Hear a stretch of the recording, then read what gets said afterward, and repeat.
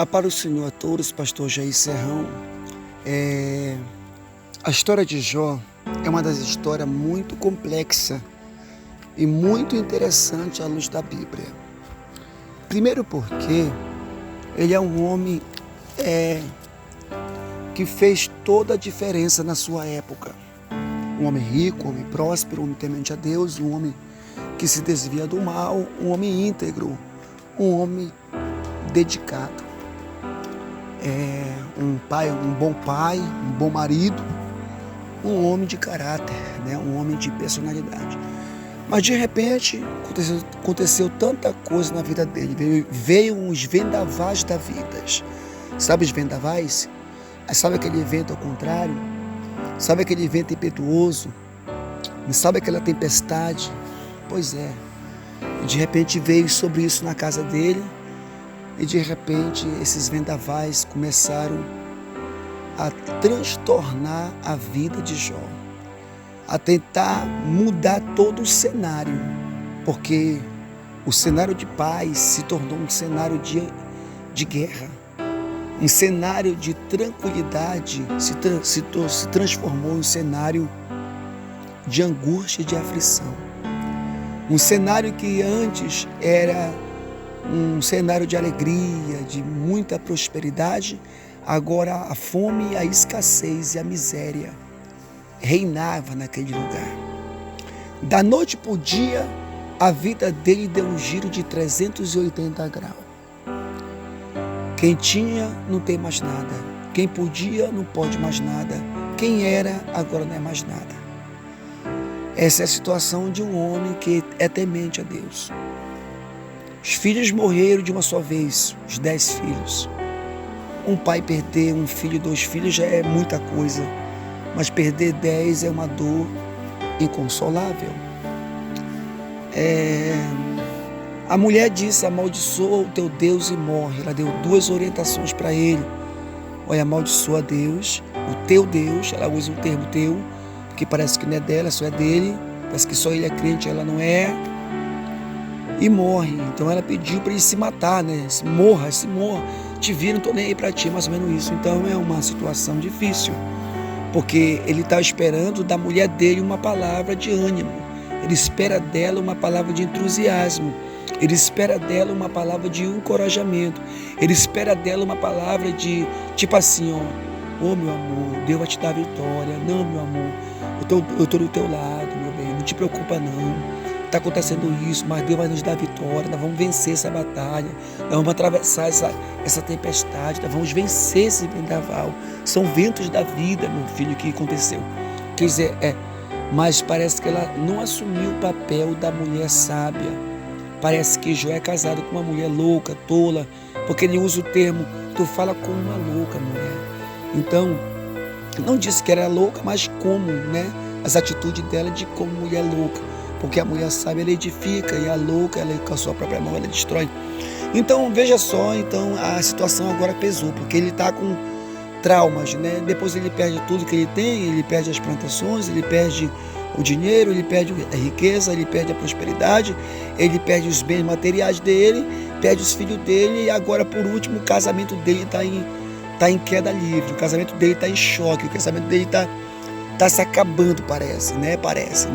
A gente está vendo assim um transtorno total. E o diabo ali, o diabo usando todos os seus ardis para tentar destruir Jó. Aí vem vai se destacar 3 amigos. Jó tem 42 capítulos. Jó tem 3 amigos mais velhos do que ele. Jó tinha 70, um tinha 80, um tinha 90 e outro tinha 100 anos. E esses 3 amigos mais velhos de Jó, que eram conselheiro, vieram lhe ajudar, vieram lhe dar conselho. Mas que pena que os amigos de Jó, segundo a Bíblia, estavam mais para inimigo do que para amigo. Porque quem já está doente, quem está podre, quem está com fome, quem está jogado na cinza, quem está passando todo esse momento difícil, e as pessoas jogaram a culpa em Jó, botaram culpa nele, disseram que ele estava em pecado, disseram que ele fez coisas erradas, acusaram tanta coisa que falaram de Jó, que tudo era mentira que eles falavam. Tu tá entendendo? Então é aí que é o problema, porque às vezes a gente às vezes você e eu passam um momento difícil em nossas vidas, tudo que a gente quer agora é que alguém nos estenda a mão pra gente, nos ajude, né? A Jó precisava dessas coisas, mas não teve ajuda não. Mas o que me chama a atenção no capítulo 4, diz o seguinte, que Jó apareceu ali o seguinte, Jó, ele ajudou tanta gente, fez bem para tanta gente, socorreu tanta gente quando ele era rico, ele era o olho das pessoas, ele ajudava os necessitados, era um homem tão bom, né? E agora sobreveio tudo isso sobre ele e ninguém para o ajudar. Olha aí, veja só. O que é interessante, porque Jó é um homem muito conhecido em todo o Oriente, só que as pessoas que ele tanto ajudou, não ajudou ele. As pessoas que tanto ele socorreu, não socorreu ele. E as pessoas que ele esperava de ouvir alguma coisa, um amparo, não ampararam ele. Então Jó é uma história muito interessante porque tem a ver com a tua vida. Quem sabe você se encontra nessa situação, né? De desprezo, de tristeza, de afronta, de miséria, de escassez. Embora no passado muito próximo, você estava por cima e hoje você está lá embaixo. Quem sabe no passado mais próximo, você era uma pessoa abençoadíssima. Hoje você parece que está debaixo de uma maldição. No passado você era uma pessoa que ajudava outras pessoas a se manter de pé. E hoje parece que ninguém lhe ajuda a se manter de pé. Então, essa é uma situação. Agora, o que é interessante Jó, se não estou enganado, é 32, Jó 32, vai aparecer lá Abiú. Abiú é um jovem que vai entrar, porque se fala muito dos 3 amigos de Jó, mas não fala do Abiú, né? No capítulo 32 vai falar do Abiú, porque o Abiú é um jovem. É um jovem mais jovem do que todos, porque Jó tinha 70. Os amigos dele tinham 80, 90 e 100, eram mais velhos do que ele, do que Jó. E um jovem aí dos seus 30, 40 anos mais ou menos, um jovem, foi ver lá também essa situação. E ele, quando ele viu os amigos de Jó, velho, né? Ele ficou ouvindo o que é que os amigos de Jó tinham para falar para ele, né? Só que quando ele ficou pasmado, né? De ver que os amigos de Jó não ajudaram Jó, não deram uma palavra de ânimo nem de incentivo para Jó. Então ele toma a palavra, Abiú toma a palavra e diz assim: olha, não estou entendendo vocês, eu não entendo vocês. Vocês sendo mais velhos, vocês sendo pessoas velhas, vocês sendo pessoas que era para orientar Jó, orar por ele, dar uma palavra de incentivo para ele, ajudar o nosso irmão. Vocês não têm sabedoria para falar as coisas para o homem, não ajuda o homem, só está atrapalhando a vida de Jó. Olha, eu tô decepcionado com vocês, eu sendo mais jovem. Eu esperei de vocês a maturidade de vocês para ajudar nosso irmão. Então veja que é um assunto interessante aqui, sobre maturidade. Que tem crente, irmão, que tem 20 anos, mas não tem maturidade, é um menino na fé. Tem crente que tem 30 anos de crente, tem tempo de crente, mas não tem de crença e não tem tempo, entendeu? É só um tempo na igreja, mas quando você vai conversar com ele, você vê ele muito fraco espiritual, não tem assunto bíblico, é uma pessoa desfocada da Bíblia, sem conteúdo bíblico, tá? Sem uma orientação para lhe dar, sem uma palavra boa para lhe dar. Que tem crente, irmão, que incentiva outras pessoas a pecar, né? Eu já vi alguém dizer mais ou menos assim: ah, porque tu não pega falando de tal, se amiga com ela, depois tu pede disciplina do pastor e pronto. Ó, isso é um conselho de um obreiro? É conselho? Não, mas tem gente que conselha desse jeito. É erradíssimo, né? Então, para você ver, então a gente vê a imaturidade, a gente vê crente aí que tem tempo na igreja, pecando todo dia pelo WhatsApp, pecando pelo Facebook, pecando pelo Messenger, mandando mensagem, fotos inadequada, falando besteira, se passando por gente solteiro, criando um perfil diferente, né? Cantando mulher, cantando homem, jogando indireta, né? Então tudo isso, irmão, a gente percebe que é a imaturidade, né? A gente vê a falta de temor, a gente vê bom senso, a gente vê a pessoa não ter conhecimento de Deus, irmão. Entendeu? Então Jó estava nessa situação, né? E Abiú, o jovem, deu uma palavra para Jó. Olha, Jó, eu tenho uma palavra de Deus para ti, Jó. Os teus amigos não puderam te ajudar como tu merecesse ser ajudado, mas eu tenho uma palavra para ti. Então a Bíblia diz que Abiú deu uma palavra boa para Jó. Ainda deu uma repreensão nos velhos, sabia? Pode ler lá que ele vai repreender os velhos. Um garoto. Por que o garoto repreendeu os velhos? Porque os velhos que era para repreender o garoto. Se os velhos tivessem na linha, mas os velhos saíram tudo da linha, né? Aí o garotão lá, o menino lá, ó, aqui, ó, nos velhos, ó, toma, para aprender. Isso é uma lição para você que tem tempo de crente.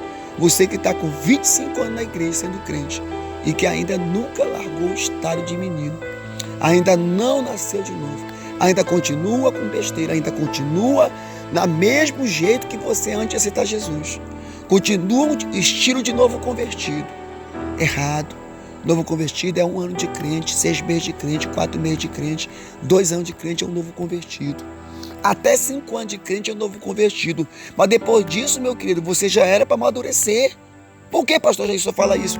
Que eu conheço pessoas que aceitou Jesus, irmão, com 6 meses está dirigindo igreja, com 1 ano já é diácono, com 2 anos já assumindo uma congregação, com 3 anos já é vice-presidente de uma igreja, com 3 anos de crente já está assumindo um campo. Quer dizer, por que essa pessoa evoluiu e outras pessoas não evoluem?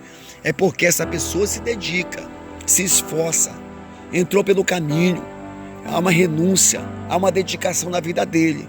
Não é porque ele é melhor do que você, não. É porque ele está fazendo as coisas direito. Ele quer fazer as coisas direito. Ele quer fazer as coisas com seriedade. Ele não brinca.